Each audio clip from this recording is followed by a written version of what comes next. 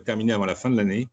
Donc, je décrocherai tout à l'heure, mais je tenais vraiment à être là pour d'abord remercier toutes les équipes et tout le tour de table des partenaires, et puis dire un grand bravo sur cette action. Tout à l'heure, vous les avez cités. Pour ce qui nous concerne en interne, Madame Werner et le docteur Gebdan, ainsi que nos médecins du travail qui suivaient nos adhérents.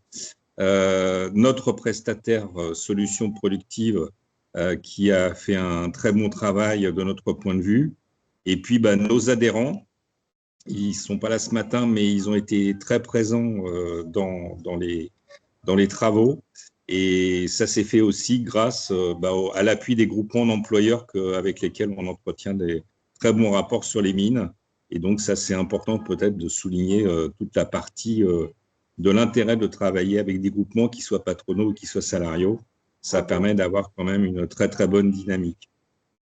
Et puis, bien sûr, évidemment, remercier et saluer nos partenaires institutionnels, l'ARACT.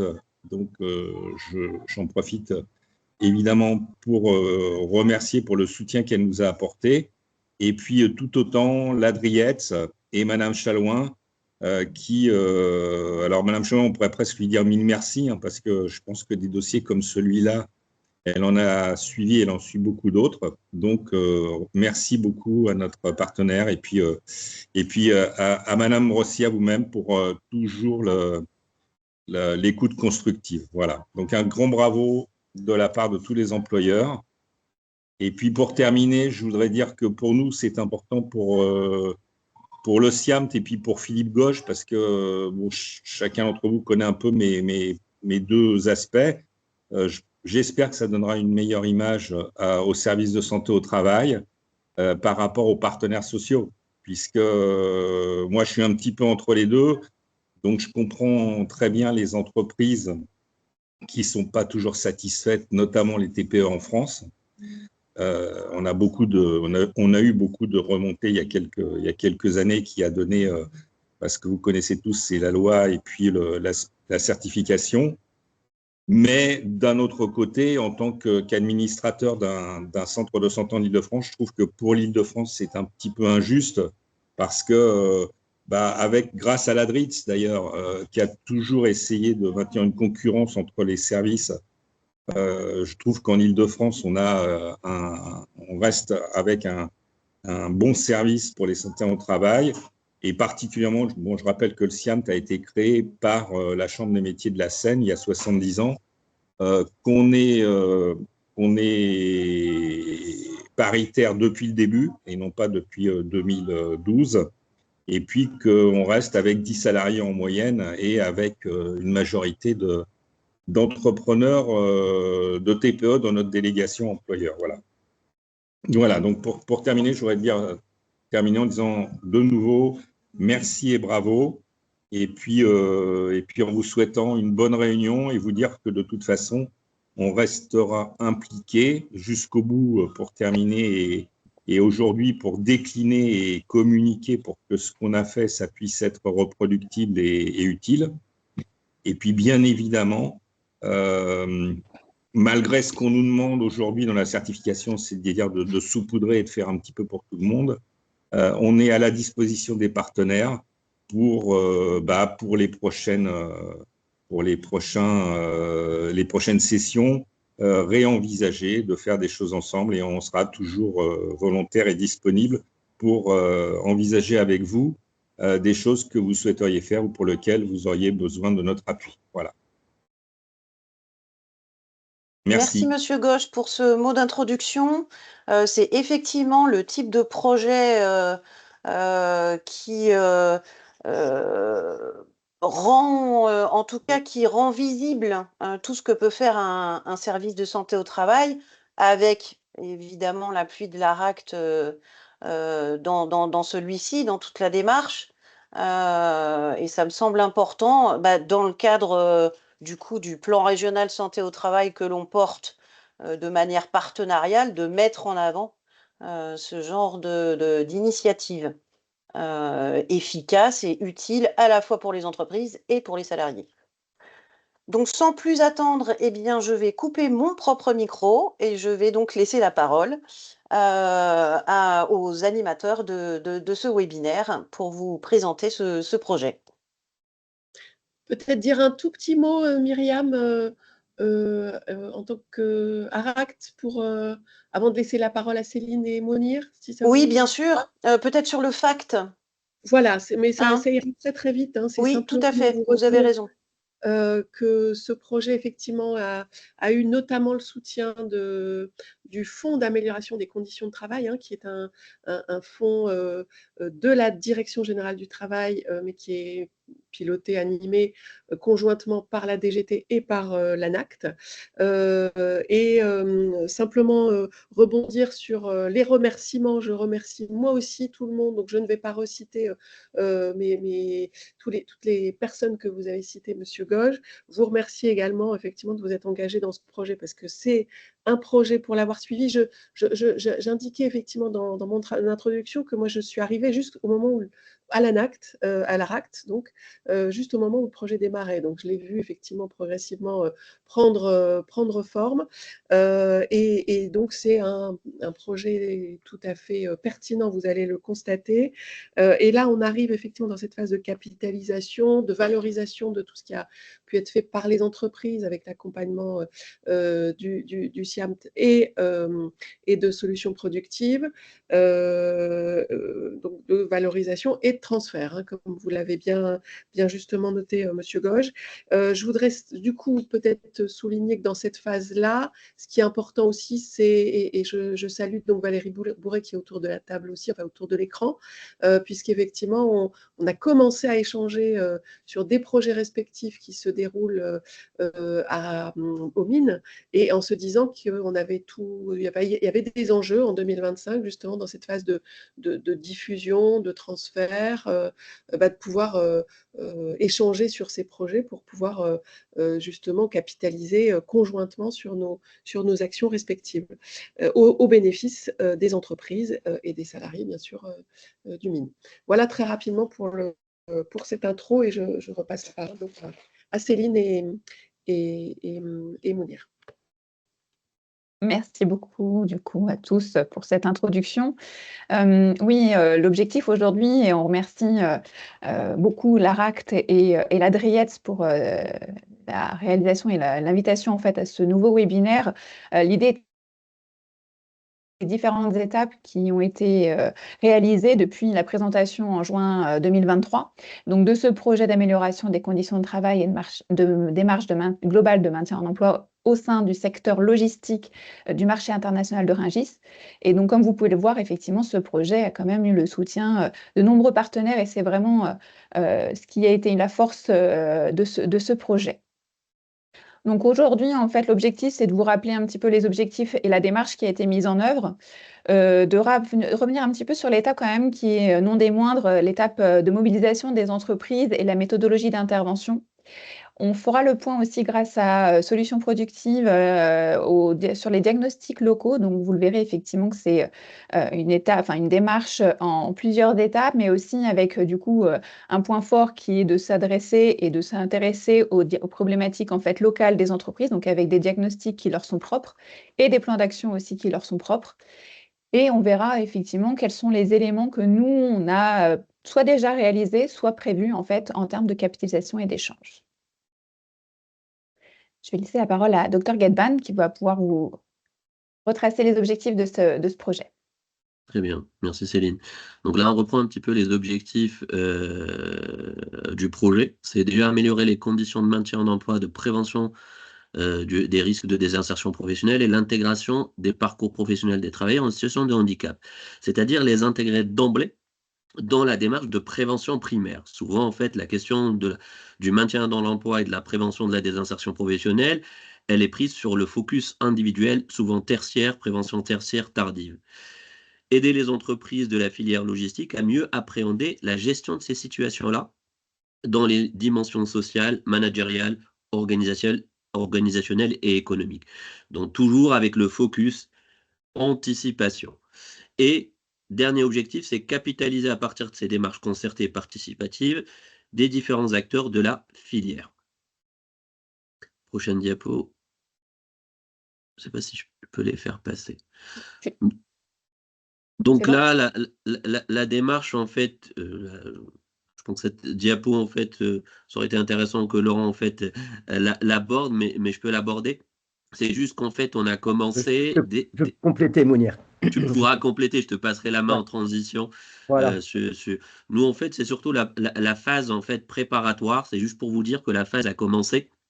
Septembre, on s'est engagé dans ce cadre-là, dans le cadre du projet, mais on a commencé le recrutement des entreprises à partir de novembre 2022 jusqu'à, en fait, je dirais, juin 2023. C'est-à-dire c'est une phase vraiment qui a pris du temps, où on avait associé le CIH-SCT, donc vraiment qui était très engagé dans le projet, le mine de Rungis et également la CRAMIF, Risque Pro, parce que vraiment c'est appuyé sur notre partenaire pour pouvoir screener quelles sont les entreprises qu'on pourrait adresser et qui se sont déjà engagées dans des démarches de prévention préalablement, c'est-à-dire que le terrain était assez fertile pour s'engager dans cette démarche-là. Donc vraiment, on a constitué également le COPIL, la mobilisation des entreprises. On va le voir tout à l'heure, on a organisé aussi, on est passé par des groupements d'employeurs pour pouvoir fédérer. Et vous allez voir qu'il y a beaucoup de TPE au sein du mine de Rungis. Et donc, du coup, c'était important qu'il y ait un portage aussi au sein du mine par des groupements d'employeurs pour pouvoir les impliquer dans la démarche qui allait durer 2 ans, bien évidemment. C'est-à-dire tout le challenge était de comment aujourd'hui embarquer les entreprises dans une démarche qui allait prendre du temps, bien évidemment, en matière de construction, en matière de mise en œuvre, en matière de suivi aussi. Et je te passe la main, Laurent, sur cette partie du calendrier que tu maîtrises également. Tout à fait, merci. En tout cas, c'est l'occasion aussi de vous remercier, Mounir, Céline, le SIAMT, mais également l'ARACT, la CRAMIF. C'est vrai qu'il y a eu un gros travail un peu moins visible de recrutement des entreprises. Et merci à vous pour votre énergie, en fait, et voilà, énergie positive, hein, qui a fait que nous avons pu travailler donc avec 5 entreprises. Et ensuite, donc, on a démarré avec ces entreprises sur un modèle de travail collaboratif que nous développons depuis quelques années au sein de notre cabinet, un modèle de travail entre pairs où on pense que le fait de favoriser les échanges entre pairs d'entreprises sur les sujets de la prévention, sur les sujets du maintien dans l'emploi est assez déterminant sur à la fois ce qui se passe entre nous et eux, mais surtout entre eux, en fait. Voilà. Donc, une démarche qui n'est pas une démarche descendante, qui part donc de diagnostics locaux, ce que vous voyez en rouge, avec les flèches rouges. Et ces diagnostics locaux, Cécile y reviendra après sur la planche suivante, partent de sujets partagés avec les entreprises. Alors, on croise quelques indicateurs, mais ce ne sont pas des sujets que nous portons, ce sont des sujets qui partent des préoccupations d'entreprise. Ça, c'est hyper important dans la démarche. Voilà, ça contribue bien évidemment à leur implication dans la démarche et puis ça contribue à être à une mobilisation en fait de ces entreprises. Voilà. Alors ça s'est étalé dans le temps. Toutes n'ont pas avancé de la même façon. C'est ce que montre ce petit schéma. Et c'est vrai qu'on arrive à la fin sur la partie plan d'action. Donc on peut peut-être pas. Alors je voulais aussi rappeler l'importance des réunions interentreprises, les réunions où nous réunissions les 5 entreprises. Voilà, nous en avons eu 5. La dernière a fait l'objet d'ailleurs d'un bilan. Voilà, et puis Céline en parlera hein, comment on appelle ça, d'une petite vidéo également d'expression des personnes sur leur contribution. Ces réunions ont été des points forts de la démarche. Il y a eu également, et c'est important de le signaler, une visite également des 5 entreprises initiées à leur demande, en fait. Voilà. Oui, juste pour rebondir, effectivement, je pense que c'est vraiment le point fort de ce projet et de fait de cette démarche en fait et l'aspect innovant en fait de cette démarche, c'est justement à la fois ces temps de travail avec les entreprises, comme je le disais, de façon locale, avec des problématiques qui leur sont propres, mais aussi ces temps collectifs, c'est ce que vous appelez effectivement les clubs entreprises, qui permettent de réunir en fait c'est l'ensemble des acteurs en fait des entreprises et d'échanger sur des sujets qui leur sont propres à la fois, et à la fois aussi sur leur retour d'expérience à chacun, de pouvoir gagner aussi du temps sur des recherches de solutions, sur ce qui a bien fonctionné pour les uns, ce qui n'a pas bien fonctionné, d'éviter de reproduire les mêmes écueils. Donc c'est vraiment l'intérêt de cette démarche et ce qui a été mis en œuvre en fait, et je pense qu'on le verra à la fin, parce que du coup on aura un petit peu des verbatim justement Des des exemples différents précis. acteurs Ouais. qui ont participé à ce projet-là, et vous le verrez prochainement, parce qu'effectivement, comme l'a évoqué Laurent Pagnac, il va y avoir une vidéo de capitalisation aussi de ce projet, et donc vous le verrez encore mieux avec leur retour lors des interviews, mais il y a vraiment effectivement, c'est ce qu'ils retiennent aussi beaucoup de ce projet, c'est ces temps d'échange collectif, parce que c'est bien de travailler sur son plan d'action, c'est important, mais c'est vrai que le fait de le travailler et d'avoir des retours, et même si on va le voir, ce ne sont pas forcément des entreprises qui évoluent dans le même secteur d'activité, mais en tout cas, ça permet en fait de s'appuyer sur voilà, les retours des uns et des autres. Donc justement, en fait, juste pour revenir sur cette phase de mobilisation, parce que on l'a évoqué, c'était une phase qui était à la fois importante et aussi qui nous a effectivement pris du temps, et qui a toute son importance, parce que, comme on l'a évoqué, le projet étant étalé dans la durée, il fallait des entreprises qui puissent aussi voilà, s'engager sur cette durée, qui avaient la capacité aussi effectivement de pouvoir dégager du temps de leurs collaborateurs pour pouvoir travailler collectivement, parce qu'il y a toute cette phase de groupe de travail. Donc, c'était vraiment, on a été très transparent avec eux dès le départ quand on a évoqué le projet avec eux, quand on les a rencontrés, parce que du coup, il y a une phase de rencontre. On a essayé de faire un peu, donc on a été aidés pour ça, comme l'évoquait Dr Gadban, nos interlocuteurs locaux, et notamment Monsieur Rassif du CIHSCT est un pilier, je dirais, effectivement, sur le marché, et voilà, sur l'ensemble des projets que l'on réalise sur le marché. À chaque fois, il est toujours présent pour nous aider effectivement dans ces démarches, notamment pour identifier les beaux interlocuteurs, et ce qui permet de faciliter aussi, nous, nos rencontres. Mais on l'a évoqué, le ciblage des entreprises grâce aux données ATMP en fait, de la CRAMIF, la CEMARIS aussi, donc l'entreprise gestionnaire du marché, qui voilà, était aussi parmi les partenaires et qui nous a aussi aidés lors de cette phase de mobilisation des entreprises. Et puis les branches professionnelles, donc, qui ont relayé l'invitation à un webinaire pour présenter le projet aussi, ce qui a permis de mobiliser effectivement des entreprises, et ces entreprises notamment. Donc pour revenir et pour vous les présenter un petit peu brièvement, en fait, donc on a effectivement 5 entreprises qui évoluent sur des secteurs d'activité, et même si le secteur est le même, les activités sont différentes. Donc on a une entreprise du secteur de la volaille qui comptabilise 115 salariés, avec des interlocuteurs locaux et à distance. Donc c'est aussi important, parce que effectivement, donc dans nos temps d'échange, on faisait attention aussi à ce que les interlocuteurs à distance puissent être présents, et en tout cas donc en faisant des clubs entreprises mixtes, à la fois en présentiel et à la fois en visio. On a une entreprise aussi du secteur de la marée, donc là plutôt 94 salariés, avec une répartition sur deux espaces en fait de travail, une partie entrepôt et une partie qui est sur le pavillon de la marée. Une entreprise qui évolue dans le secteur du transport de fruits et légumes. Donc là, on est plutôt sur du cross-docking. Donc la marchandise arrive sur palette, repart sur palette. Il y a peu de manipulation et de manutention manuelle. Voilà, on est vraiment sur des grosses quantités de marchandises qui entrent et qui sortent en fait dans cette entreprise de 58 salariés. Et 2 autres entreprises du secteur des fruits et légumes, donc une de 38 salariés qui donc fait de l'import-export en fait de fruits et légumes plutôt exotiques, avec des chambres de mûrissement également. Et puis une plus petite, donc qui nous a rejoint un peu tardivement, parce qu'en fait c'est aussi l'évolution de ce type de projet, c'est qu'on avait une autre entreprise à la base qui était qui avait pris part au projet, mais pour des raisons de réorganisation interne, voilà, on a rompu un peu le contact malheureusement, et voilà, les choses n'ont pas pu aboutir dans cette entreprise, mais une autre entreprise a été intéressée par ce projet et nous a rejoint en cours de route, donc sur le secteur des fruits et légumes, et implanté sur le pavillon des fruits et légumes. Voilà, avec 18 salariés. Je vous laisse la main du coup, Laurent et Cécile, pour Oui, présenter Cécile, de manière plus détaillée la méthodologie. voilà. Cécile, je te laisse la parole.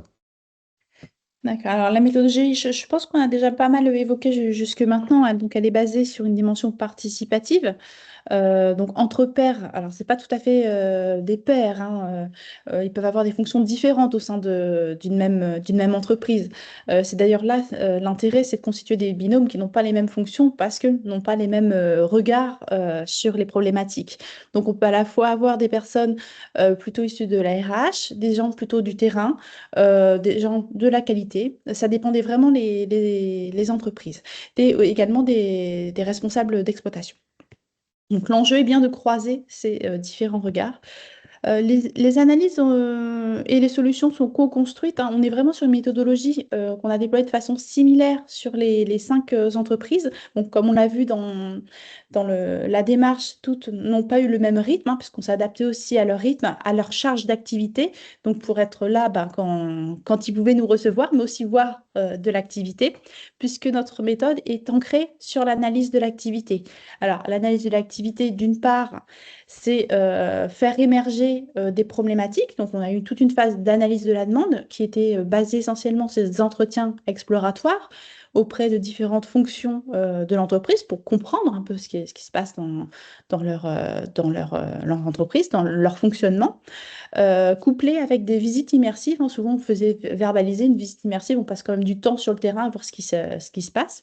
Donc, ça nous a permis, pour chacune d'elles, on verra sur la slide suivante après, d'établir une problématique de travail. Et à partir de cette problématique-là, on a été faire un diagnostic plus approfondi à base, comme on fait dans l'analyse de l'activité, d'observation de terrain, de verbalisation, couplé ensuite à des groupes de travail.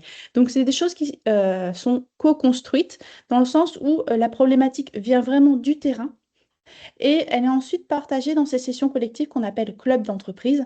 C'est-à-dire que chacune des entreprises vient avec un besoin ou si le besoin n'est pas formulé au départ, on l'aide, nous, en tant que acteurs du projet, à formaliser cette problématique et alors, il y a 2 niveaux. Premier niveau, c'est la formaliser. Deuxième niveau, c'est comment on veut la présenter au groupe. Et nous, on est là pour donner des outils, que ce soit des morceaux de diagnostic, donc une présentation visuelle, en fait, oui, des outils qui sont là, qui permettent de favoriser les échanges ensuite en situation collective.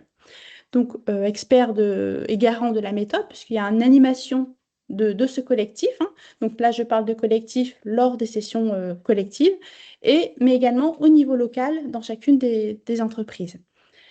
Oui, je pense tu peux avancer. On va parler de manière plus Juste concrète. compléter, Cécile, peut-être, sur le fait d'avoir. On peut juste revenir, Céline, excuse-moi, hein, juste sur la planche précédente. Sur la partie droite, on a parlé des enjeux et il nous a semblé important de bien situer à la fois les enjeux de santé, mais également les enjeux de performance. On sait que ce sont souvent les deux liés qui posent des questions à l'entreprise, hein, et on aime bien, nous, les relier autour de questions d'attractivité, de fidélisation, qui sont vraiment leurs vraies questions, hein. Alors, on pourrait rajouter l'absentéisme pour certains, hein. Et du coup, le fait de pouvoir très tôt tisser des liens sur ces aspects-là est important, hein. C'est vrai que c'est aussi mobilisateur. Ça permet aussi de montrer que voilà, on n'est pas dans une approche de silo en silo, mais qu'on va essayer à chaque fois que l'on va pouvoir, dès une observation, dès des entretiens, tisser des liens entre la santé et la performance. Sachant qu'on sait que la performance n'est pas là quand on a du mal à faire un travail de qualité et que les choses sont très liées. La santé est touchée quand on a du mal à faire un travail de qualité. Pour compléter Laurent, en fait, sur la partie performance, et on l'avait aussi en fait intégré dans la démarche, on parle de performance globale, souvent en fait, elle est confondue avec la productivité, ce qui n'est pas le cas. C'est la performance déjà économique, la performance sociale, et donc du coup on prend en compte en fait les humains, la performance opérationnelle et la performance organisationnelle. C'est juste aussi pour que en fait l'auditoire comprenne que vraiment cette démarche de performance, elle était centrée sur une performance globale, où l'humain était au centre de la démarche. Et ça, c'est important à rappeler dans le cadre, en fait, aujourd'hui de la méthodologie. On va bien le voir sur la slide suivante d'ailleurs avec les thématiques qui ont été travaillées.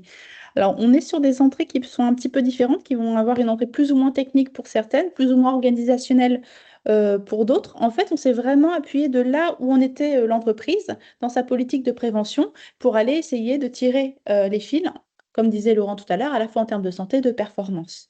La première entreprise parlait plutôt de livraison client. Je te laisse peut-être la main, Laurent, sur les deux Oui, premières, oui, puisque tu as oui. plus suivi.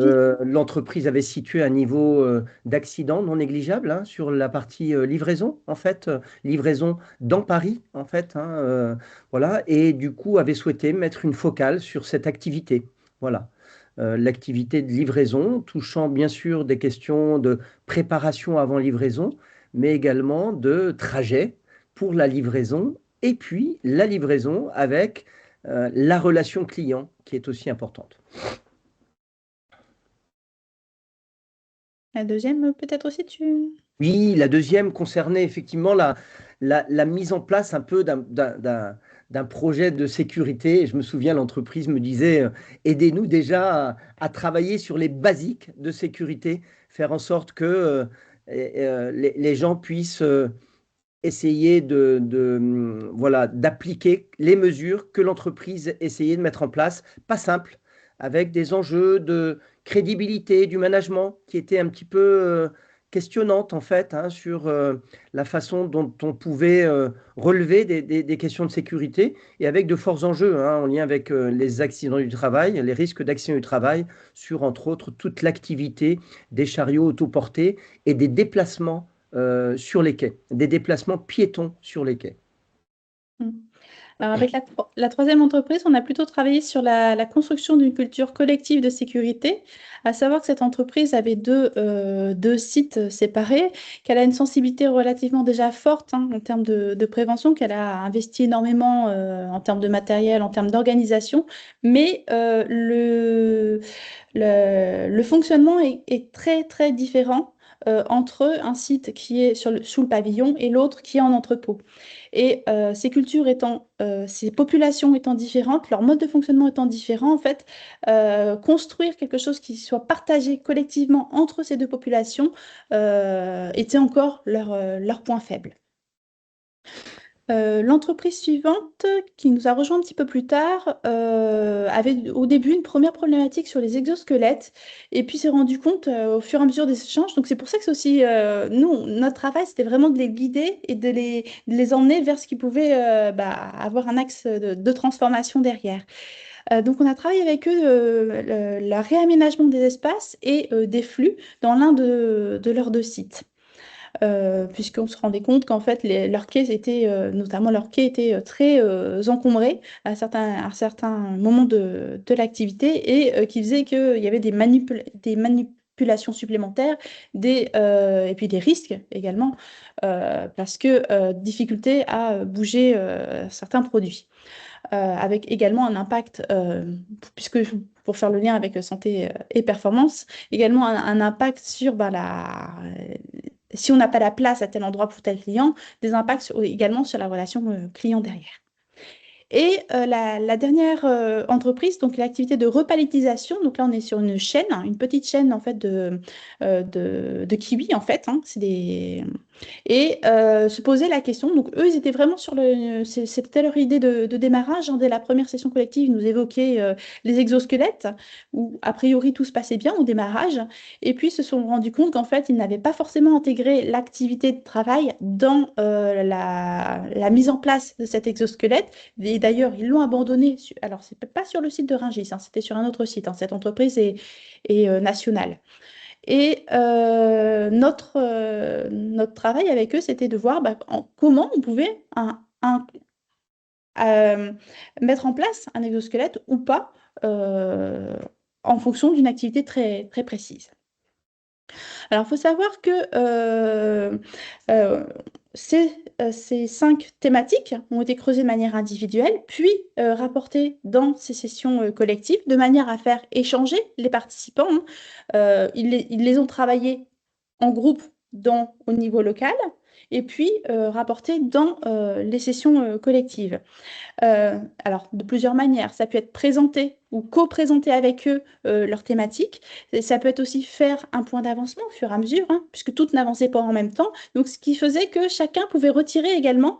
L'entreprise qui a travaillé sur les livraisons clients a pu aussi bénéficier par l'expérience vécue des autres, là, c'est ce qu'on appelle l'intelligence collective, hein, d'indicateurs, par exemple, sur la culture collective de sécurité, ou également d'avancer leur réflexion sur le réaménagement des espaces ou des flux. Vous voyez, c'est d'où l'intérêt, effectivement, de ce type de démarche. C'est un effet, en fait, démultiplicateur, accélérateur de production de situations de transformation, là où, en fait, l'intervention plutôt traditionnelle a du mal à pousser vers la transformation. Bah ici, le fait d'être en collectif, d'avoir un suivi en plus, les pousse à avancer parce que le sujet, il faut qu'il le travaille aussi et qu'il montre qu'il y a un avancement. Ça, c'est la dynamique en fait qui se déroule dans nos 5 sessions, puisqu'on a eu 5 sessions collectives. Donc, on voit bien qu'il y a quelque chose qui se construit au fur et à mesure. Je te propose d'avancer, Céline. Donc là, on vous propose d'avancer un petit peu plus concrètement. Qu'est-ce qui a pu ressortir alors, plan d'action? Alors, à savoir que toutes les entreprises n'ont pas tout à fait fini hein, pour l'instant, mais c'est du plan d'action, mais c'est aussi des choses qui ont été discutées dans les sessions collectives. On vous le propose en trois parties. Une partie qui est plutôt centrée sur l'organisation du travail ici, quelque chose qui est plutôt centré sur un peu la technique, les équipements, puis le management. Alors, management, organisation, des fois c'est assez proche, mais on verra qu'on y range des choses peut-être un peu plus RH. Est-ce que tu veux présenter un petit peu? Je veux bien commenter. Oui, je veux bien commenter, Cécile, entre autres les 4 premiers points hein, qui touchaient à la fois le travail pour la partie livraison qui se passait sur les quais à Rungis, hein, dans la mesure où partir à l'heure était un enjeu santé-performance essentiel pour les chauffeurs-livreurs et on n'arrive pas toujours à partir à l'heure. Et on a essayé de creuser un petit peu toutes les causes hein, qui ne permettaient pas de partir à l'heure.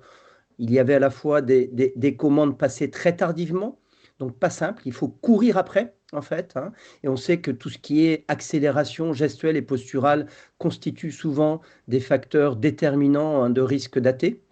La gestion des commandes à risque d'impayé, c'est-à-dire des commandes qui parfois, et ça a été discuté d'ailleurs entre les entreprises, hein, se font, mais sont à risque. Alors certaines partent, et puis certaines sont réalisées, ne partent pas, mais peuvent impacter sur la disponibilité de produits pour les autres. Voilà, donc on a été sur des points importants, et on voit bien là encore hein, qu'on relie santé et performance. Hein. La gestion de l'information avec les vendeurs et les préparateurs, les localisations de préparation, sont importantes, mais ne sont pas toujours bien identifiées. Et donc, les personnes perdent du temps à chercher, en fait, les produits sur certaines palettes, les produits qui ont été préparés pour les livraisons. Voilà. Oui, donc on voit bien en fait qu'on est sur des stratégies, en fait, du partage de stratégies opérationnelles du quotidien du travail. Et on a dans nos 5 entreprises, hein, elles n'étaient pas concurrentes. Donc ils ont réussi quand même à se livrer sur des façons de faire, des choses qu'on ne partage pas forcément habituellement entre entreprises. On peut aller plus loin donc sur le projet d'amélioration des conditions d'approvisionnement, traçabilité des préparations de livraison, mais également aussi intégration de certaines questions sur des projets de transfert d'activité ou une activité qui se déploie sur un autre site. J'entends où ils étaient sur le pavillon, ils ont acquis un entrepôt, donc des questions de c'est pas tout à fait la même activité, comment on peut la considérer. Ce qui a été intéressant dans ce cas-là, c'est qu'effectivement, pendant que nous étions au travail avec eux, il y a eu un projet hein, de transfert d'activité avec des salariés qui allaient travailler dans de nouveaux environnements. Et ce qui est intéressant, c'est que ça a fait un peu tilt, sans qu'on leur dise obligatoirement, sur le fait qu'il y ait une attention particulière dans l'anticipation un petit peu de ce transfert. L'anticipation même sociale, hein, en termes de dynamique sociale. Et donc, spontanément, les encadrants ont organisé des visites et ont essayé de se poser des questions sur ce qui se passait sur l'existant pour voir comment ça allait impacter le futur, en fait. Et je le pense nouvel que entrepôt. ça c'est un point important. Tout à l'heure, on disait au démarrage on est sur un projet sur une durée longue, hein, puisque là, on est en 18 mois, donc au moyen terme. C'est important de dire, bah, nous, on intervient ponctuellement, mais les entreprises, en fait, ne nous attendent pas. Elles évoluent au fur et à mesure. Et donc, nous, on a essayé de réinjecter ce qu'ils font et vice-versa. Donc sur la partie technique équipement, donc il y a aussi pas mal d'échanges hein, sur les véhicules. Il y a eu des échanges aussi, il me semble, sur le Oui, sur les passage à véhicules. l'électrique, sur les derniers kilomètres, équipement de quai, les transpalettes. Comment on les utilise, les stratégies d'aller quand on les perd, on les récupère. On voyait un certain nombre d'entreprises en fait ont les mêmes problématiques, mais pas forcément les mêmes solutions en face. Et le fait, il y a un premier niveau de pouvoir en échanger. Ils se sécurisent en quelque sorte parce qu'ils se rendent compte qu'ils ont les mêmes problèmes, puisque n'étant pas tous dans le même secteur, ils ne voient pas forcément comment fonctionnent les autres secteurs. Et puis après, on arrive à croiser des solutions. Nous, on a testé telle chose, nous, on a testé telle autre. Qu'est-ce que ça peut apporter dans notre façon de faire? Et puis, oui, l'intégration d'amélioration sur le suivi d'état des chariots. Là, il y a une entreprise qui avait pointé, par exemple, qu'ils allaient mettre un capteur sur le chariot et ça donnait des idées pour les autres. Et ça a orienté carrément aussi le choix des investissements futurs, puisque une entreprise a choisi finalement d'intégrer cette même technologie. Et puis, les deux derniers points, c'est oui, proposition d'une grille hein, ouais, sur les exosquelettes. Hein. C'était le dernier point de la slide précédente, où on s'est rendu compte qu'en fait, par l'analyse de l'activité fine, l'exosquelette ne pouvait pas correspondre, en tout cas, à l'activité de repalisation des kiwis. Et ça a permis d'identifier un certain nombre de conditions. Donc, dans le cadre de cette analyse fine pour cette entreprise, mais de remettre également en questionnement au sein de la session collective les autres entreprises qui pouvaient être également intéressées par ces questions d'exosquelette. Et puis de faire prendre conscience qu'il y a aussi une méthodologie à mettre en place en amont et peut-être faire un peu plus attention au lobbying exosquelette avant de se lancer dedans.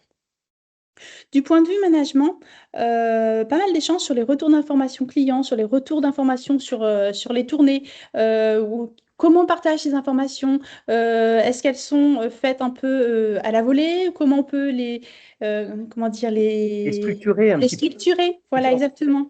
ouais, je veux bien Quelle est la compléter, place? Cécile, comme ça concernait les chauffeurs-livreurs, effectivement, quelles sont les informations finalement utiles à aller chercher après la livraison parce qu'elles sont parlantes. Elles sont parlantes à la fois au niveau des conditions d'accès au restaurant, par exemple, les conditions de parking qui évoluent au niveau de la ville de Paris. Et c'est vrai, comment rester toujours attaché à la réalité et comment aussi ça peut mettre à mal la relation client. Ça pouvait toucher également les informations, les retours d'informations de clients sur les produits, par exemple.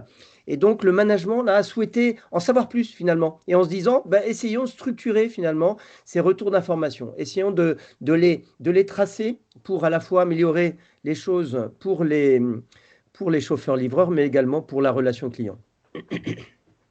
Tout des espaces d'échange descendant, remontant entre le terrain et puis ceux qui sont plus dans les parties administratives, par exemple. Un autre point qu'on n'avait pas marqué ici, c'est la gestion des équipes. Selon des profils qui sont variés, on peut avoir des populations hein, qui sont différentes. Je vous l'ai évoqué tout à l'heure entre le pavillon, l'entrepôt, des cultures qui sont différentes. Donc, ça fait un certain nombre d'échanges dessus. En termes de gestion d'équipe, en termes de conditions de travail, d'horaire de travail, on a eu des échanges comme ça, une entreprise qui échelonnait les arrivées puisqu'ils se rendaient compte qu'est-ce que je dois dire si finalement tous arrivent à l'heure du des derniers échelons. Puis d'autres qui disaient par exemple qu'ils avaient retravaillé pour que tout le monde arrive à la même heure. Et ça a des impacts derrière sur la réalisation et la réalisation de l'activité. Gérer des équipes, c'est aussi faire cohabiter des métiers différents. entre commis, par exemple, et vendeurs, qui n'ont pas les mêmes responsabilités, qui n'ont pas les mêmes activités. Comment on partage ces tâches, comment on partage le travail à réaliser. On a également fait émerger, alors de manière quand même paisible, hein, mais la question de la mixité est apparue, hein, au niveau des commis, puisque on est sur des métiers quand même très masculins historiquement. Donc la question de où est-ce qu'on peut faire féminiser certaines tâches? Est-ce qu'il y a des métiers qui s'y prêtent mieux, des tâches qui s'y prêtent mieux, des services qui s'y prêtent mieux? La question de l'absentéisme, hein, qu'on a fait déjà revenir, bah forcément, hein, quand on parle de gestion d'équipe, bah, y a des impacts sur le travail collectif derrière et des réorganisations d'urgence des équipes pour assurer derrière la qualité des ventes.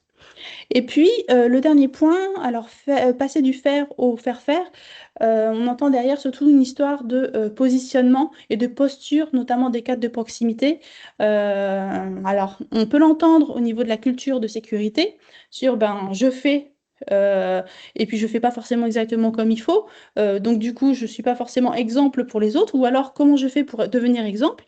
Et puis cadre de proximité, est-ce que ça veut dire faire le travail techniquement, ou alors c'est montrer et autonomiser les équipes pour qu'ils passent au faire-faire derrière. Donc, c'est des échanges hein, qui ont été assez riches hein, au cours même des plusieurs sessions. Et très concrètement, par exemple, sur les quais et sur les chariots autoportés, on a pu noter effectivement qu'un manager sur le chariot est beaucoup moins parlant finalement vis-à-vis de ses collaborateurs qu'un manager qui se place à certains endroits pour transmettre des consignes instantanées en fait et pour assurer une meilleure fluidité et moins de descente, par exemple, des agents de quai hein, qui sont sur ces chariots, moins de descente au sol, quoi, hein, et donc moins d'accidents et plus de fluidité. Bah, ça sous-tend derrière le « je fais à la place d'eux pour aller plus vite ». Parce qu'on est dans une situation d'urgence et il faut répondre à un besoin rapide. Et puis, si je le fais, je ne vois pas forcément tout ce qui se passe. Et du coup, j'ai plus de difficultés à réaliser mon activité d'encadrement des équipes. Voilà. Je pense que... Donc, retour des clubs entreprises et de la visite. Ouais. Oui, soit vous voulez intervenir, effectivement, c'était un petit peu tout ça condensait un petit peu ce qu'on a évoqué déjà, c'est quels étaient les retours en fait des participants côté entreprise de ces échanges collectifs autour des clubs d'entreprise, mais aussi de la visite croisée. Donc voilà, ce qui a été mis en avant, c'est le fait de pouvoir découvrir, de partager des sujets qui les touchent et qui peuvent regarder autrement, de mieux comprendre les contraintes des autres et de mieux travailler ensemble aussi. D'avoir des rencontres humaines. Oui, travailler ensemble, effectivement. Ce point-là est super important parce qu'en fait, je vous disais tout à l'heure qu'ils ne sont pas concurrents, mais en fait, certains sont fournisseurs d'autres. Et effectivement, là, le fait et c'est surtout la visite qui leur a permis de croiser, d'aller sur site de leurs fournisseurs ou de leurs prestataires, ça leur a vraiment permis de se rendre compte de leurs conditions et de mieux comprendre ce qui se passe avant, ce qui se passe après et d'envisager une collaboration différente derrière. Ce qui a été mis en avant aussi, ce sont des rencontres humaines avec des voisins que nous ne connaissons pas ou très peu. Donc, effectivement, ils évoluent tous sur le marché international de Rungis, mais on l'a dit, sur des secteurs différents. Le marché étant très, très grand, ils ne se connaissent pas forcément très bien. Et donc, c'est vrai que c'était intéressant pour eux. Et la visite croisée, c'est pour ça qu'ils en ont fait la demande. Effectivement, c'était de mieux comprendre aussi, de mieux se rendre compte aussi, en fait, de ce qui était évoqué lors des échanges collectifs aussi. Parce que c'est vrai que, bon, ils se rejoignent tous autour de la question de la logistique, mais c'est vrai que c'est quand même beaucoup plus important et beaucoup plus intéressant en fait de pouvoir voir réellement la configuration des locaux, les éléments en fait qui étaient après échangés en temps collectif. Ce qui était aussi mis en avant, et je pense que ça va rester suite au projet, c'est le fait de pouvoir se constituer un mini réseau. Voilà, d'ailleurs, c'est dit effectivement pour servir pour après. C'est vrai que c'est des choses, voilà, ils se sont mis en relation, ils se sont échangé des numéros de téléphone, ils ont échangé des fois des cartons même aussi, effectivement, en se rendant compte que ça pouvait leur être utile. Donc il y a vraiment ce côté où je pense que, et on le voit aussi, en tout cas on l'a vu au niveau des interviews qui ont suivi en fait la dernière réunion de club entreprise et qui a été filmée justement pour pouvoir servir lors de la vidéo de capitalisation, c'est vraiment ces éléments et ce côté en fait réseau qui leur a été très très bénéfique. Une prise de recul aussi sur des temps consacrés, parce que c'est vrai que ces temps, c'est du temps, voilà. Mais au moins, ils ont ces espaces prévus dans le cadre du projet où justement, ils peuvent évoquer les problématiques du quotidien. Et ce n'est pas toujours effectivement possible parce que dans chaque organisation, ces temps-là ne sont pas toujours prévus.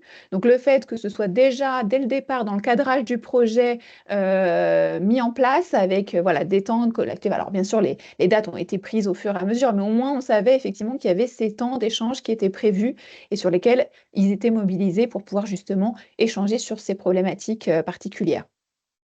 Et on l'a dit, voilà, ce qui est évoqué aussi, les transferts de solutions sur des sujets qui sont parfois bloqués et de tenter de nouvelles expériences. Donc, des fois, ils sont un peu démunis face aux solutions qu'ils peuvent mettre en place. Ils pensent avoir fait le tour de la question et des solutions qu'ils peuvent trouver. Et finalement, le fait d'échanger collectivement, ça permet de redynamiser un sujet avec des nouvelles façons de voir les choses.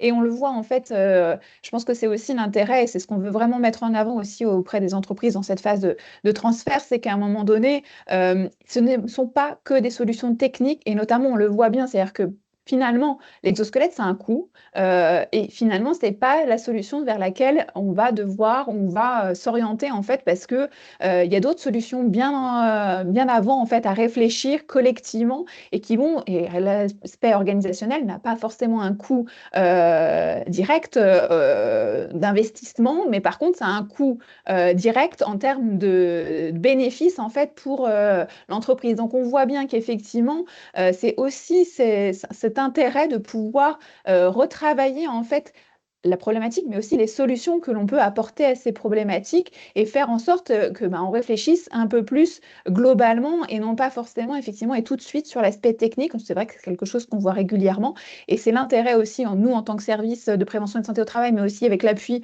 effectivement de cabinets comme Solutions Productives, en fait, de pouvoir aider les entreprises à voir les choses différemment et envisager d'autres solutions et d'autres façons de voir les choses. Oui, Madame Delmas, vous vouliez intervenir, je vous en prie. Je remets la caméra, voilà, merci beaucoup. Je vais bientôt vous quitter, j'avais juste 2-3 petites questions. Déjà, j'ai oublié de prévenir tout à l'heure que j'intervenais en tant que représentante de présence au CROCT. Juste 3 questions. Peut-être qu'à un moment donné, vous y avez répondu, mais comme j'ai été interrompue, j'ai loupé le fil à un moment donné.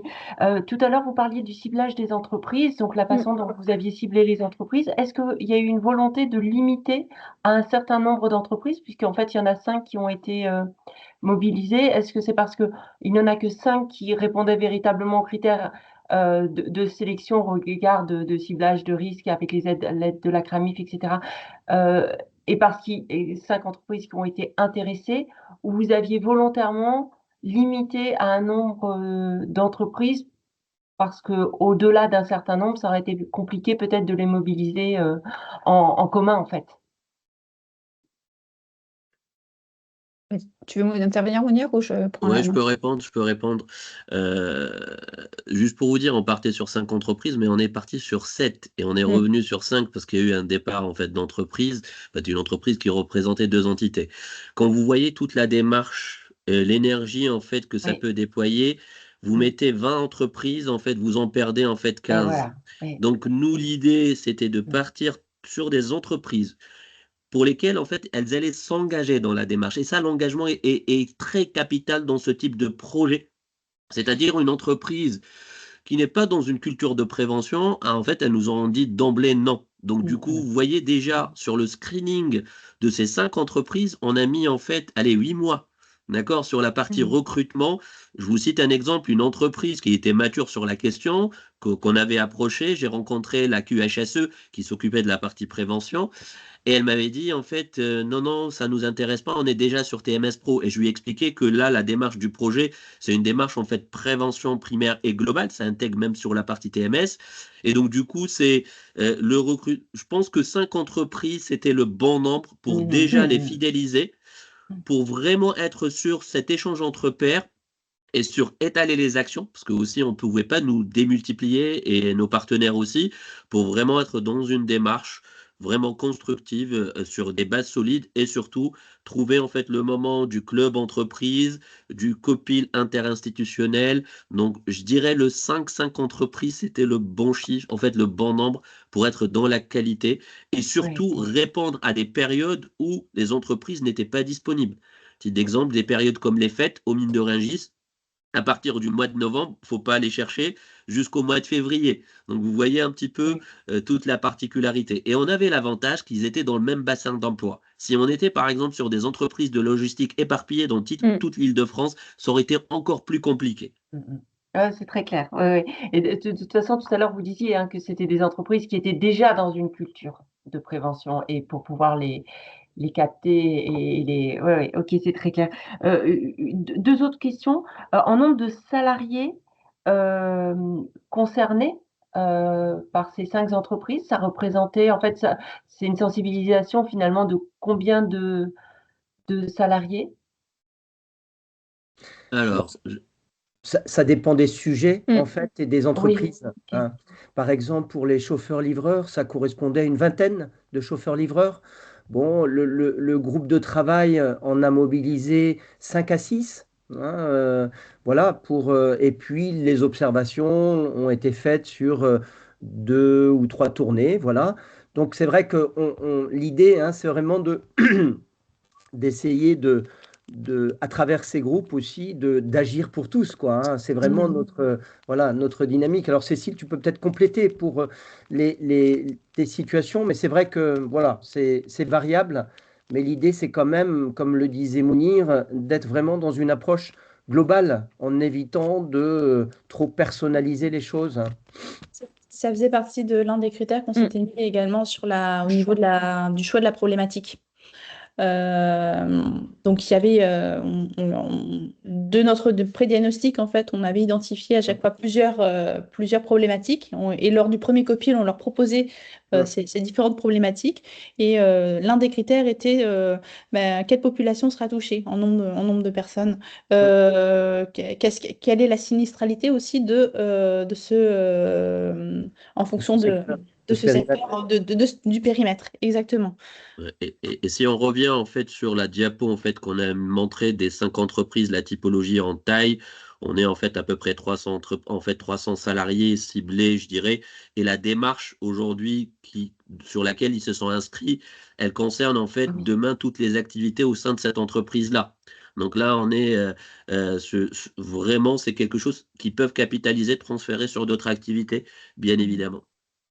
Oui, à exception peut-être qu'il y a souvent des administratifs qui sont dedans, qui n'ont pas les Ah oui, mêmes. après en fait on met dans la logique prévention, je pense que ça leur et réflexion collective, je pense que ça va ça va servir.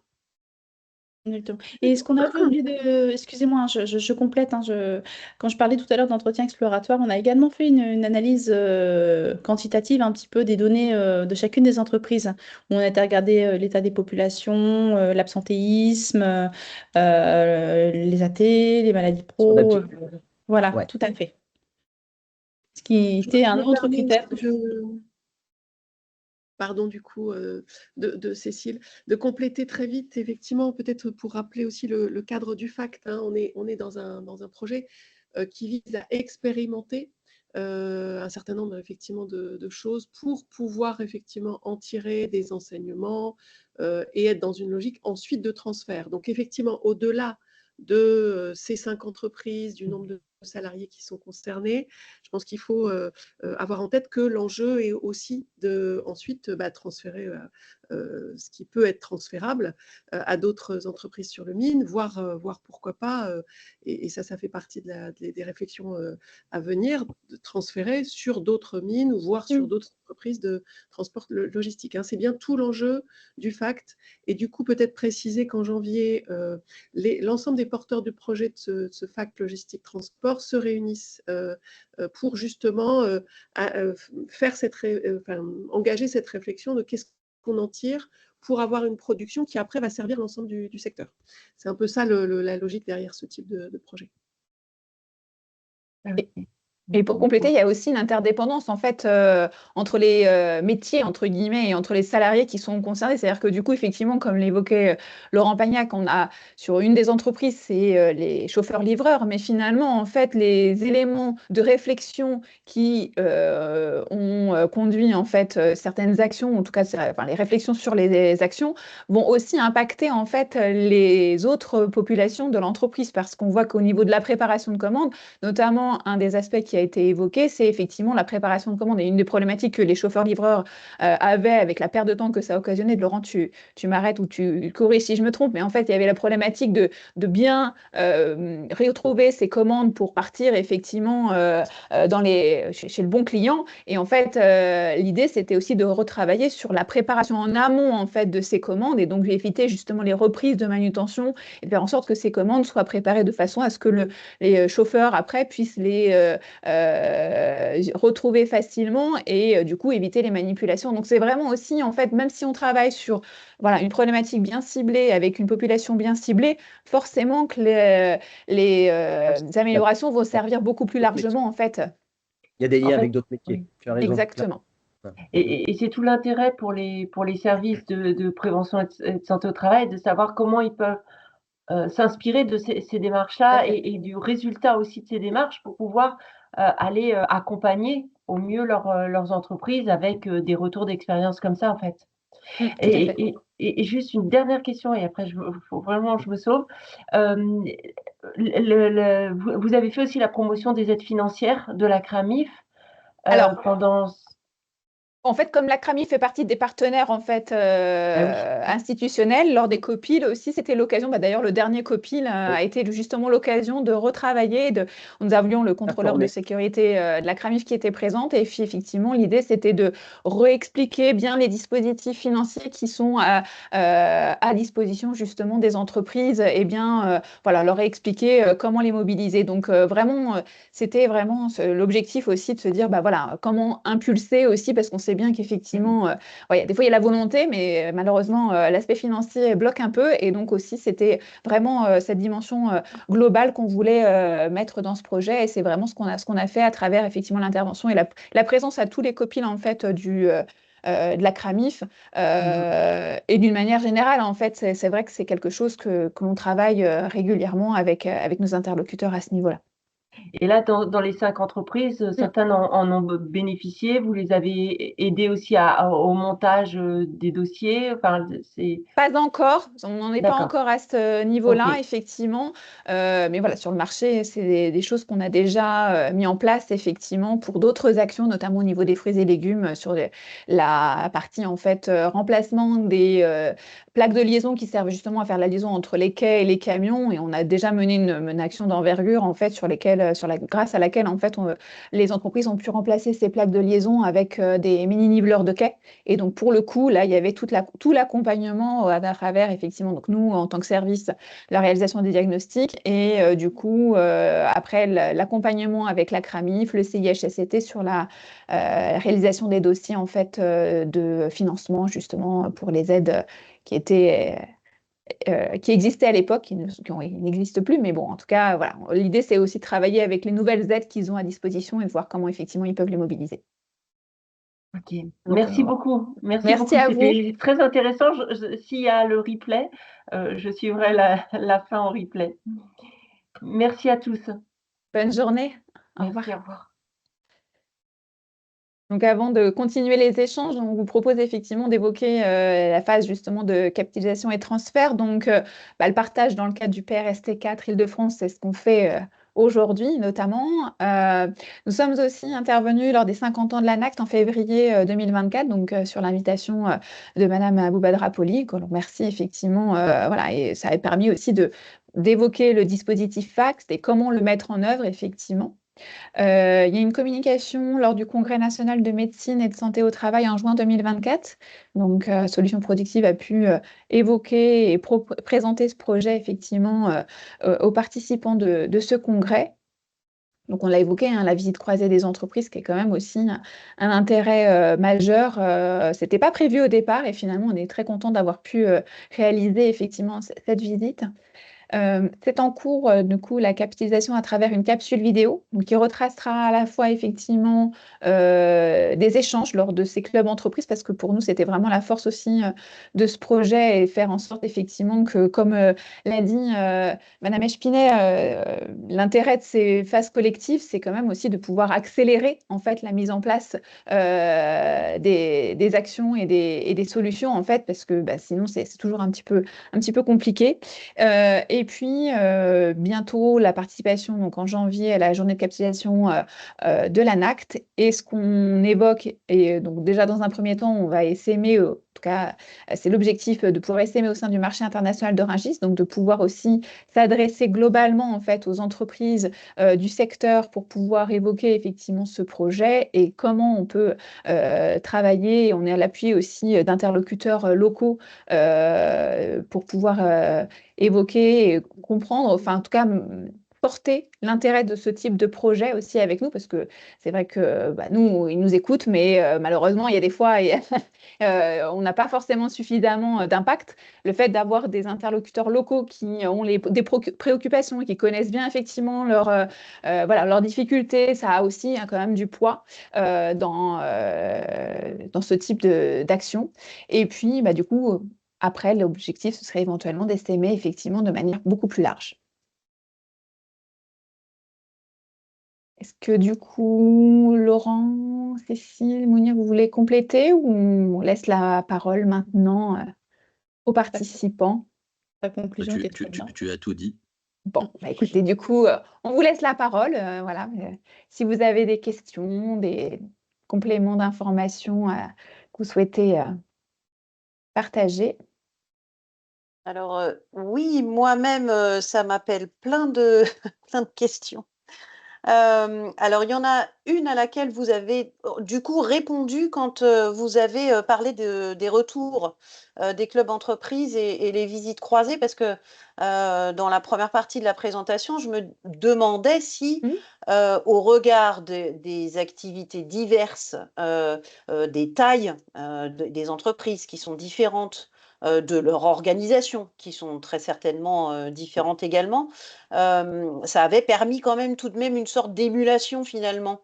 Et puis peut-être justement avec ces échanges, la reprise de réflexion, de démarche, du coup en faveur de l'amélioration de la santé et de la sécurité, et qui était partagée entre les entreprises. Mais du coup, vous avez bien montré que oui, finalement, par ces rencontres et puis ces visites croisées.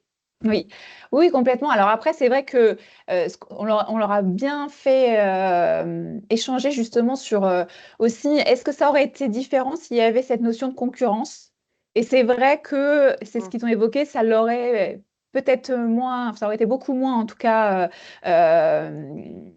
Ils auraient une parole beaucoup moins libre s'il y avait cette notion de concurrence, qui n'a pas du tout été le cas. Et même si effectivement on voyait qu'il pouvait y avoir des secteurs quand même très proches, les activités même étaient assez différentes pour qu'il n'y ait pas cette notion de concurrence qui aurait empêché une parole aussi libérée que ce qui a pu être le cas en fait lors de ces clubs d'entreprise. Même dans les copies interinstitutionnelles, ils étaient présents également. En principe, à la base, ce n'était pas forcément prévu qu'ils participent, mais ça nous apparaît aussi intéressant, effectivement, qu'ils puissent eux-mêmes être porteurs en fait, des éléments de leurs entreprises, et puis aussi réfléchir effectivement avec une autre dimension. Et donc, finalement, il y a vraiment eu cette parole et ces échanges très, très facilitateurs sur justement les actions qu'ils pouvaient envisager de mettre en place. Pour compléter, peut-être Céline, par rapport à votre question, en fait, ce qui me semble intéressant, c'est que autant elles ont des organisations différentes, autant elles peuvent avoir quand même des problématiques partagées, en fait. Je pense par exemple aux surmanutentions. Il n'y en a pas une qui nous a dit non, non, non, ça arrive Ouais, c'est jamais ça. chez nous, hein, le fait de redéplacer des colis, entre guillemets, hein, de façon, voilà, avec des tâches finalement à faible valeur ajoutée, quoi. Et ça, par exemple, c'était des sujets communs. La question, par exemple, des chariots aussi, hein, et des risques d'accidents, des presque accidents, avec le fait de pouvoir tracer un petit peu cela et pouvoir en parler, en tout cas, pour mieux analyser les accidents du travail, par exemple, eh bien, c'est un sujet qui a été partagé par de nombreuses entreprises. Vous voyez, donc vraiment, on a retrouvé des problématiques partagées, même sur des organisations différentes. Ok. J'avais 3 autres petites questions. Quand Madame Mechpinet, quand vous avez évoqué les visites immersives, ces visites, vous les avez faites, enfin elles se sont faites dans les locaux des entreprises ou sur le marché ou les deux? Bah, là où sont positionnées les entreprises. Donc, dans l'entrepôt, quand c'était l'entrepôt, et Voilà, c'est ça. immersi, c'est pas immersi, ça veut dire pas seul, hein. J'étais accompagnée à chaque fois des personnes qui participaient aux sessions collectives, hein, pour Oui, ces oui. temps-là, et on parcourait l'ensemble des sites, hein. Et donc également aussi pavillon. Ouais, il y D'accord. avait pavillon. Ok. 3e question, dans les problématiques qui ont été soulevées, discutées par les entreprises que vous avez accompagnées, là, moi, il y a la question, une question qui, moi, me semble importante dans ce secteur d'activité et à Rungis, c'est la question des horaires décalés. Elle n'a pas été identifiée comme problématique. Enfin, en tout cas, voilà, c'est pas un sujet sur lequel il était nécessaire de travailler ou non? Parce on se lève très tôt à Rungis, mais Juste pour vous répondre, Madame Chalouin, ça fait partie aujourd'hui en fait du cœur de l'activité, ces horaires décalés au mines de ouais, Rungis, hein. Vous y allez à 6 heures, en fait, c'est l'activité qui chute. Donc du coup, sachant que tout commence vers 3 c'est heures du ça. matin. Ouais, Après, il y a toute la question en fait de promotion de la santé, de la question aujourd'hui de l'alimentation, du sommeil, de la nutrition, le volet mm. vraiment santé. Mais Oui, ok. malheureusement, le cœur de l'activité, il est sur une activité qui est nocturne, hein. Oui, Oui. Pour compléter, je dirais qu'en fait, si vous voulez, c'était presque en filigrane dans le sens où c'était pas une problématique sur laquelle effectivement, du coup, on a travaillé ou en tout cas le sujet n'a pas été. Mais en tout cas, ouais, ouais. l'intérêt, enfin, c'est un sujet qui est quand même aussi très prégnant dans le sens où, eh bien, ça fait partie des conditions de travail et c'est que du coup, effectivement, on peut agir en fait sur ces horaires-là, mais c'est donc avec les enjeux de fidélisation et d'attractivité aussi, parce qu'on a vraiment aussi à un moment Ouais, ouais, donné, bien sûr. on se rend bien compte, en tout cas, c'est les échanges des responsables des entreprises, c'est qu'avant, c'était moins compliqué, entre guillemets, de garder du personnel, même avec des conditions de travail qui sont quand même assez dures. Il faut se lever tôt, ou il faut commencer très tard le soir. Il y a des fois aussi les conditions en termes de température, hein, quand vous travaillez à la mairie. Voilà.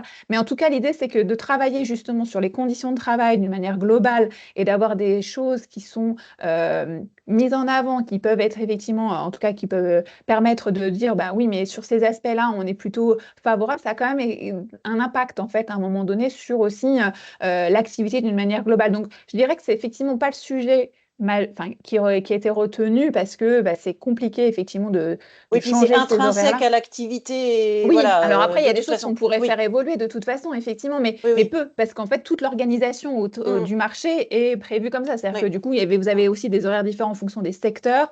La marée commence plus tôt, par exemple, que les fruits et légumes. Enfin, voilà, vous avez toute une organisation et effectivement, en fait, alors après, je dirais les horaires, c'est aussi, effectivement, c'est un peu l'importance aussi, c'était un peu la problématique qui a été soulevée, en fait, dans l'entreprise qui travaille sur les chauffeurs-livreurs, c'est que c'est aussi, à un moment donné, si on décale les horaires plus tard, on a toute la problématique autour de la circulation, Ah oui. tout ça. Donc, Oui, c'est oui. plutôt l'inverse. C'est-à-dire qu'en fait, l'idée, c'était vraiment de faire en sorte qu'on puisse partir. Je ne sais plus quelle est l'expression, Laurent, qui a Le été employée, départ à mais l'heure.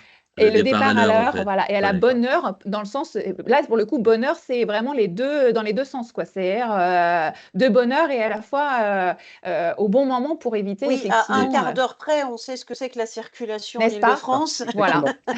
Oui, oui, d'accord. Sans Ok. compter, Donc, sans compter, Céline, pour compléter que mm, certaines personnes, en lien avec les aléas de pouvoir bien positionner son véhicule, par exemple, sur les quais, Ouais. ou alors être sûr de partir à l'heure et de bien trouver toutes ces préparations de commandes, des personnes arrivent plus tôt que l'horaire. Voilà. Et ça, par contre, on l'a pointé, on l'a dit, en fait. Et pour montrer tout l'intérêt de travailler sur l'organisation un petit peu du travail et ses préparations. Vous voyez? oui, C'est là où on a croisé les questions de c'est temps. ça. Et puis, il y a aussi, on disait effectivement, par exemple, pour pouvoir partir à l'heure, que la marchandise soit là, ça veut dire que du coup, il faut que les livraisons puissent se faire. Donc, quand on Ouais. évoquait la place, si parce que c'est un vrai sujet sur le marché de Rungis, s'il n'y a pas suffisamment de place pour pouvoir décharger les camions, eh ben, du coup, en bout de chaîne, en fait, les chauffeurs, livreurs, eux, pourront pas partir avec la marchandise. Donc, c'est aussi comment on réfléchit globalement à cette activité où, justement, en fait, en ayant tous ces aspects, en fait, de la livraison, de la marchandise, au départ, en fait, après, effectivement, donc tout est lié. Voilà, donc, et les horaires en font partie aussi à un moment donné. C'est vrai que, mais c'est vrai que c'est pas le sujet en fait qui retient. Voilà, ils travaillent sur d'autres. En tout cas, leurs problématiques s'expriment d'une autre manière. Et surtout, il y avait un élément très important en fait dans l'analyse de l'activité et des problématiques que les chauffeurs pouvaient rencontrer, c'est aussi de sensibiliser les autres collègues qui étaient Mm. sur la préparation, sur la nécessité du départ à l'heure. C'est-à-dire que j'ai fini mon activité, moi, pour le moment, c'est bon, mais par contre, si je livre en retard en fait mon collègue livreur, si ça part pas à l'heure, ben, ça va impacter. Et derrière, le livreur se fait engueuler par le client, le livreur derrière, il y a des tensions avec les préparateurs. Donc il y a tout aussi je dirais en fait cette vision collective de l'activité Ouais. et avec les interactions entre collectifs de travail pour vraiment éviter ces situations-là. Ok. Et une dernière question pour ma part. On a vu que donc ce projet portait deux aspects qui sont très liés, amélioration des conditions de travail et prévention de la désinsertion professionnelle. On voit bien que c'est des réflexions qui se font sur le temps long.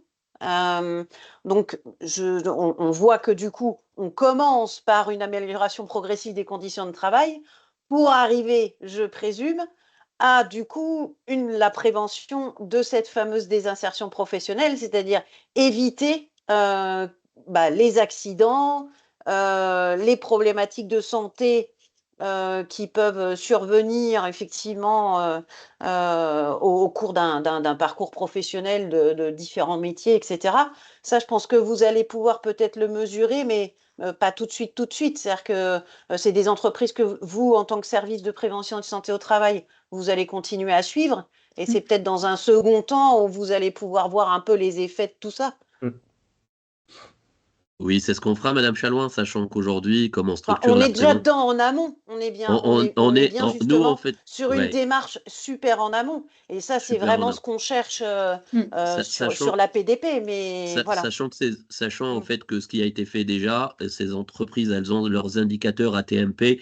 On a des indicateurs aussi absentéisme en fait et Mm. préco. L'idée, c'est Mm. de voir dans la durée la Ouais. mise en place des plans d'action et de cette démarche dans la durée, je dirais à moyen long terme, quel impact elle aura sur la question aujourd'hui de la santé et la sécurité de leurs salariés, d'autant plus les Mhm. salariés qui demain seront vulnérables avec la question de la pénibilité de l'usure pro. Et on les accompagne aussi sur de la prévention de la désinsertion professionnelle secondaire précoce et malheureusement Ouais. tertiaire dans les situations. Eh Donc du oui. coup, on assure leur suivi, nous, de façon longitudinale, et on va voir un petit peu l'impact de cette démarche. L'idée, c'est de mesurer l'impact à moyen long terme. Très bien. Peut-être en complément, hein, mais enfin,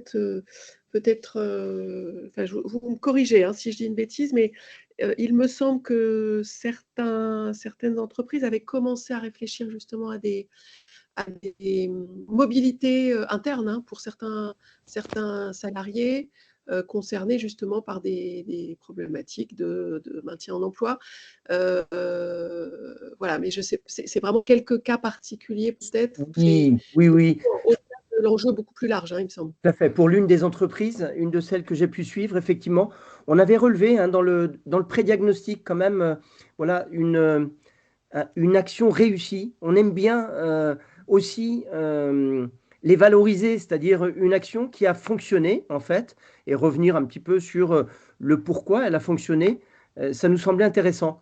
Mais c'est vrai qu'on n'en a pas fait des généralités en fait, hein. On a pu comme ça mettre en exergue une action intéressante de reclassement interne, voilà, et ce qui aussi mobilise l'entreprise, hein, lui donne envie en fait, hein.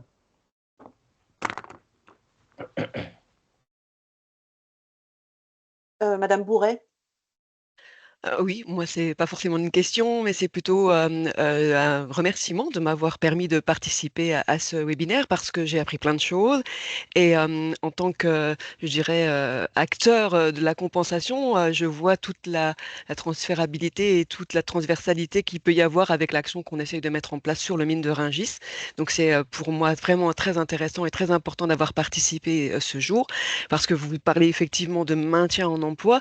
Donc, vous avez dû rencontrer probablement dans ces échanges des personnes qui étaient en situation, là bien qu'on parle de prévention primaire, on va ouvrir les chakras sur ce que peut avoir après l'intérêt de cette prévention pour éviter le handicap. Donc commencer à parler de la notion de handicap, même si on le sait, c'est extrêmement complexe sur le mine d'aborder via cette sémantique du handicap, mais c'est important et je voulais vraiment vous remercier parce que j'ai appris plein de choses et j'ai déjà réfléchi à tout ce qui pourra être utile et transverse avec le projet que nous avons à GFIP de mettre en place une cellule interne de maintien sur le mine de Rungis. Donc c'était vraiment très intéressant et merci. Merci Madame Bourret. C'était un peu l'objectif effectivement de ce webinaire de ce matin, notamment d'y avoir convié des membres de plusieurs groupes de travail du plan régional santé au travail d'Île-de-France, puisqu'on était sur des thématiques un peu voilà, en transversalité. Et là aussi, on essaye de créer du lien et de l'émulation. Donc, moi, je tiens à remercier effectivement s'il n'y a pas d'autres questions, l'ensemble des participants animateurs de ce webinaire, donc l'ARACT, le SIAMT, et puis Madame Mechpinet et Monsieur Pagnac. Pour avoir été très clair, j'ai trouvé ça passionnant et on espère que effectivement ça aura des suites bénéfiques pour ces entreprises et qu'on pourra capitaliser, comme le disait Madame Aboubadrapoli tout à l'heure, capitaliser sur ces démarches. Voilà. Merci à toutes et tous. Très bonne fin de journée et à bientôt. Merci à vous. Merci. Au revoir. Au revoir. Merci, au revoir. Merci, au revoir. Au revoir.